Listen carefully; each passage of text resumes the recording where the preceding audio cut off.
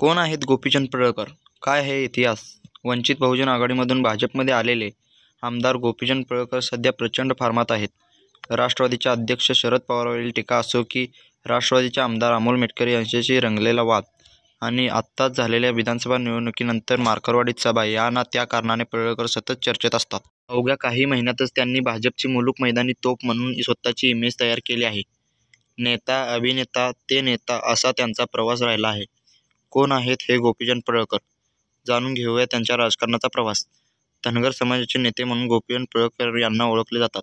आतापर्यंत धनगर आरक्षण आणि धनगर समाजाच्या प्रत्येक आंदोलनाचे नेतृत्व गोपीचंद पडळकर यांनी केले आहे. काही गोष्टीवरून बिनसल्याने गेल्या लोकसभा निवडणुकीच्या वेळी त्यांनी भाजपला रामराम ठोकून वंचित बहुजन आघाडीत प्रवेश केला होता. वंचितकडून लढताना लोकसभेत पराभव झाला. गोपीचंद पडळकर यांनी त्यानंतर विधानसभा निवडणुकीच्या तोंडावर वंचित बहुजन आघाडीला रामराम ठोकत भाजपमध्ये घरवापसी केली होती. विधानसभा निवडणुकीत त्यांनी भाजपच्या तिकिटावर लढली होती. मात्र बारामतीत त्यांचा अजित पवारांकडून मोठ्या फरकाने पराभव झाला. त्यांचे डिपॉझिट जप्त झाले. परंतु भाजपने त्यांना विधान परिषदेला संधी दिली होती आणि आता जत विधानसभा मतदारसंघातून निवडून आले आहेत. डॉक्टरवाडीतील नेता. सांगलीमधील आटपाडी तालुक्यातील पडळकरवाडी हे गोपीचंद पडळकर यांचं गाव आहे. हा दुष्काळी भाग असला तरी या गावात 100 कुटुंबांमध्ये 40 डॉक्टर आहेत. त्यामुळे डॉक्टरांची वाडी म्हणून या गावाची ओळख आहे. पडळकरांच्या गावाची ओळख डॉक्टरांची वाडी असली तरी त्यांचे शिक्षण मात्र इयत्ता 12वी पर्यंत झाले आहे. महादेव जानकर यांच्या पक्षातून म्हणजेच राष्ट्रीय समाज पक्षातून राजकारणात सुरुवात. गोपीचंद पडळकर यांनी त्यांच्या राजकीय कारकिर्दीत महादेव जानकर यांच्या राष्ट्रीय समाज पक्षातून सुरुवात केली होती. जानकर हे धनगर समाजातील आहेत. त्यामुळे त्यांनी धनगर आरक्षणाचा लढा उभा केला होता.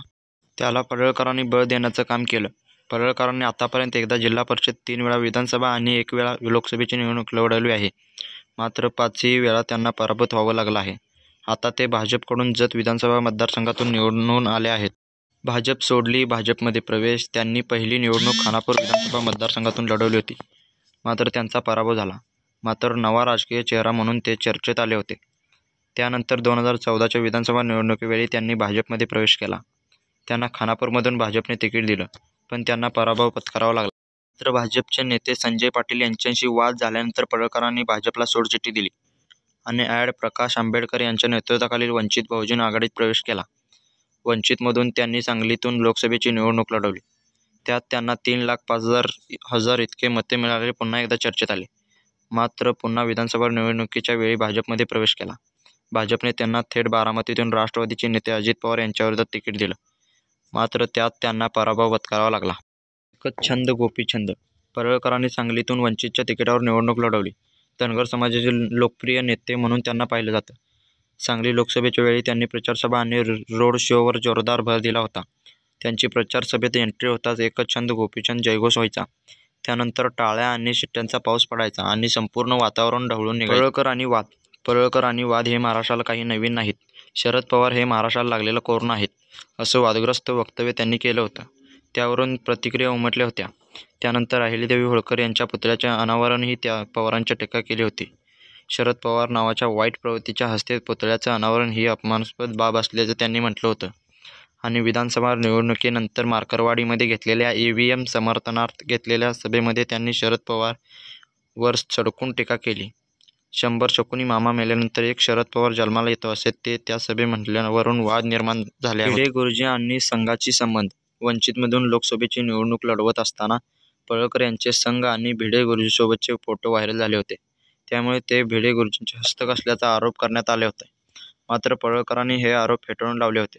त्यांच्याशी आणि भिडे गुरुजीसोबत आपला काहीही संबंध नसल्याचं त्यांनी म्हटले होते. सांगली जिल्ह्यातील नेत्यांचे भिडे यांच्याशी जसे संबंध आहेत तसाच आपला परिचय आहे, परंतु त्यांच्या घटनेशी काहीही देणं घेणं नसल्याचं त्यांनी म्हटलं होतं. चप्पल न घालणाऱ्या कार्यकर्त्यांना चांदीच्या वाहना. गोपीचंद पडळकर यांचा प्रचंड चाहता वर्ग आहे.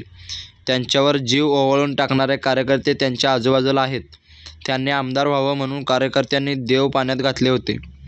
गोपीचंद पडळकर जोपर्यंत आमदार होणार नाहीत तोपर्यंत चप्पल घालणार नाही, अशी प्रतिज्ञा करत दत्तात्रय कटरे यांनी 2006 पासून पाण्यात चप्पल घातली नव्हती.